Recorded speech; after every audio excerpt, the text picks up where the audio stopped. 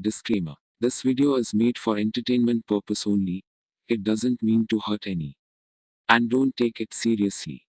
टिम्मू एक छोटा सा लड़का था जो हर दिन स्कूल से लौटकर पास के जंगल में खेलने जाता था। उसके पास दोस्त नहीं थे, लेकिन उसे पेड़ों, फूलों और पक्षियों से बातें करना अच्छा लगता था। एक दिन टिम्मू ने एक बड़ा सा पुराना पेड़ देखा जो पहले कभी नहीं देखा था। वह पेड़ बाकी पेड़ों से अलग था। उसका तना सुनहरा था और पत्तियां हल्के नीले रंग की थीं। जैसे ही टिम्मू पास गया, पेड़ ने धीरे से कहा, तुम बहुत समय से मुझे ढूंढ रहे थे। टिम्मू चौंक गया। त तुम बोल सकते हो? पेड़ बोला। मैं ज्ञान वृक्ष हूँ और तुम वही हो जिसे मैं सदियों से बुला रहा था। ज्ञान वृक्ष ने टिम्मू को बताया कि वह एक जादुई जंगल का रक्षक है जिसका नाम है चमत्कार वन। लेकिन अब वहां संकट आ गया है। जंगल की 7 जादुई बूंदें कोई चुरा ले गया है और उनके बिना पेड़ मुरझा रहे हैं, जानवर बीमार पड़ रहे हैं और जादू मिट रहा है। क्या तुम मेरी मदद करोगे? पेड़ ने पूछा। टिम्मू ने सिर हिलाया। हाँ, मैं करूंगा।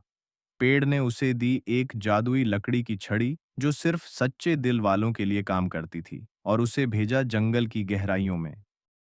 पहली बूंद सच्चाई के तालाब में छुपी थी, लेकिन वहां एक दुष्ट मेंढक रहता था जो झूठ बोलने वालों को तालाब में गिरा देता था। मेंढक ने पूछा, तुम जंगल में क्यों आए हो? क्या तुम कोई चोर हो? टिम्मू डर के बावजूद बोला, मैं चोर नहीं, लेकिन डरपोक हूं, फिर भी हिम्मत करके आया हूं। तालाब चमक उठा और पहली बूंद पानी से बाहर आ गई। संगीत की गुफा में उसे सुरों का सही मेल बनाना था। टिम्मू ने अपनी माँ की लोरी याद करके गाना गाया। गुफा में संगीत गूंज उठा और दूसरी बूंद मिल गई। तीसरी बूंद एक उड़ते द्वीप पर थी जहां हवा की रानी रहती थी। उसने कहा, अगर तुम्हें उड़ना नहीं आता तो क्या करोगे? टिम्मू बोला, मैं उड़ नहीं सकता, लेकिन विश्वास कर सकता हूं। छड़ी चमकी और वह उड़ गया। तीसरी बूंद मिल गई। चौथी और पांचवी बूंदें एक गुफा में थीं जहां एक अंधकार का भालू रहता था जो डर से ताकत पाता था। टिम्मू ने अपने डर का सामना किया, भालू की आंखों में देखा और बोला, तुम मुझे डरा सकते हो, लेकिन मैं फिर भी आगे बढ़ूंगा। भालू शांत हो गया और 2 बूंदें दे दी। छठी बूंद एक पहेली वाले दरवाजे के पीछे थी। टिम्मू ने सोचकर सही उत्तर दिया, सच्चा जादू वह है जो सबको साथ ले चले। सातवीं और अंतिम बूंद उस चोर के पास थी जिसने सब बूंदें चुराई थीं, और वह कोई और नहीं, ज्ञान वृक्ष का ही एक पुराना रक्षक था जो अब अकेला और भूला हुआ था। टिम्मू ने उससे कहा, तुम अकेले हो, लेकिन अगर तुम बूंदें लौटाओगे तो हम तुम्हारे साथ रहेंगे। चोर की आंखों से आंसू निकले और वह बूंद लौटाकर बोला, अब जंगल तुम्हारा रक्षक है, टिम्मू। जैसे ही 7 बूंदें वापस पेड़ में डाली गईं, जंगल फिर से हरा भरा हो गया। जानवर हंसने लगे और फूल गा उठे। ज्ञान वृक्ष बोला, तुम सिर्फ एक बच्चा नहीं, एक नायक हो। टिम्मू मुस्कुराया, मैं बस जंगल का दोस्त हूँ। टिम्मू वापस अपने गांव आया, पर अब वह जानता था, अगर दिल में सच्चाई हो तो पेड़ बोलते हैं, जंगल जवाब देते हैं और बच्चे नायक बन जाते हैं।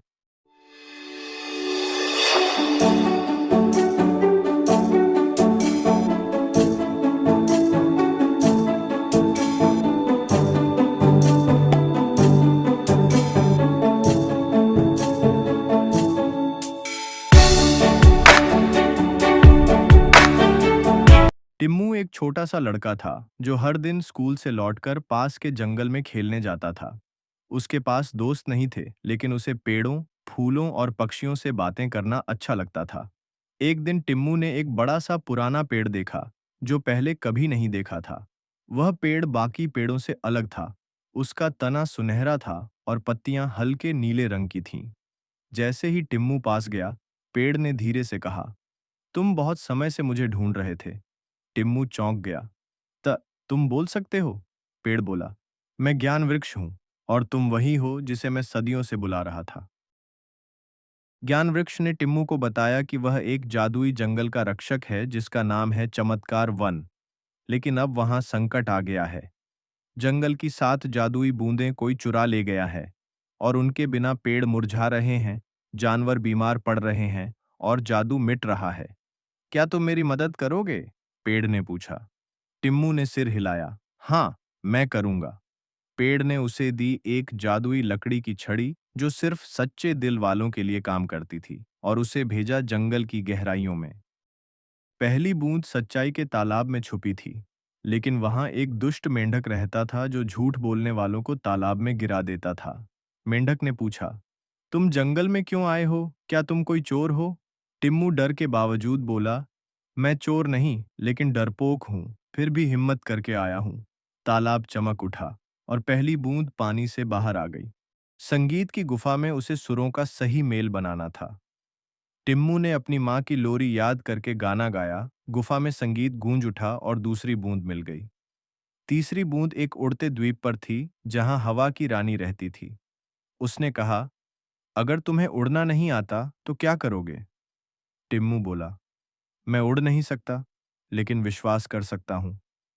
छड़ी चमकी और वह उड़ गया। तीसरी बूंद मिल गई। चौथी और पांचवी बूंदें एक गुफा में थीं, जहां एक अंधकार का भालू रहता था जो डर से ताकत पाता था। टिम्मू ने अपने डर का सामना किया, भालू की आंखों में देखा और बोला, तुम मुझे डरा सकते हो, लेकिन मैं फिर भी आगे बढ़ूंगा।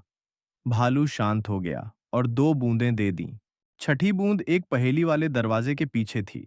टिम्मू ने सोचकर सही उत्तर दिया, सच्चा जादू वह है जो सबको साथ ले चले। सातवीं और अंतिम बूंद उस चोर के पास थी जिसने सब बूंदें चुराई थीं, और वह कोई और नहीं, ज्ञान वृक्ष का ही एक पुराना रक्षक था जो अब अकेला और भूला हुआ था। टिम्मू ने उससे कहा, तुम अकेले हो, लेकिन अगर तुम बूंदें लौटाओगे तो हम तुम्हारे साथ रहेंगे। चोर की आंखों से आंसू निकले और वह बूंद लौटाकर बोला, अब जंगल तुम्हारा रक्षक है, टिम्मू। जैसे ही सातों बूंदें वापस पेड़ में डाली गईं, जंगल फिर से हरा भरा हो गया। जानवर हंसने लगे और फूल गा उठे। ज्ञान वृक्ष बोला, तुम सिर्फ एक बच्चा नहीं, एक नायक हो। टिम्मू मुस्कुराया, मैं बस जंगल का दोस्त हूं। टिम्मू वापस अपने गांव आया, पर अब वह जानता था, अगर दिल में सच्चाई हो तो पेड़ बोलते हैं, जंगल जवाब देते हैं और बच्चे नायक बन जाते हैं।